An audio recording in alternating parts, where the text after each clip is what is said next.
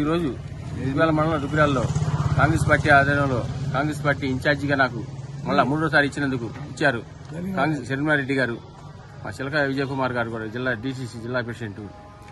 ఆమె నమ్మకంతో ఇచ్చినందుకు అన్ని కార్యక్రమాలు కూడా చక్కగా కాంగ్రెస్ పార్టీని ముందు తీసుకెళ్లాలని చెప్పి మళ్ళీ ఇన్ఛార్జిగా తీసుకున్నాను. అట్లాగే డాక్టర్ బిఆర్ అంబేద్కర్ గారి 70 సంవత్సరాలు వేడుకలు చేసుకుంటాం. అందరం కూడా ఆయన రాసిన రిజర్వేషన్లు కానీ రాజ్యాంగం కానీ అన్ని కూడా కులాలకు అతీతంగా సమకూర్చి అందరికీ ఇబ్బంది లేకుండా ఆ రోజు చైర్మన్ గా ఎన్నుకొని ఆయన్ని చైర్మన్ గా చేసిన తర్వాత ఇవన్నీ రిజర్వేషన్లు కల్పించారు ప్రజలకి. ఆ రిజర్వేషన్ల ప్రకారం ఇప్పుడు భారతదేశం అంతా నడుస్తుంది. అట్లాగే ఇప్పుడు బీజేపీ ప్రభుత్వం వాటన్నిటి కూడా రద్దు చేయాలని చెప్పి ఆలోచనలో ఉంది. అది కరెక్ట్ కాదు.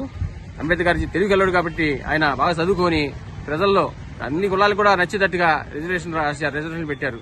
రాజ్యాంగాన్ని కూడా చక్కగా రచించారు. అందుకని ఆయన అడుగుజాడలు నడుస్తూ మనందరం కూడా కాంగ్రెస్ పార్టీని ముందు తీసుకెళ్లాలని చెప్పి కోరుతున్నాను.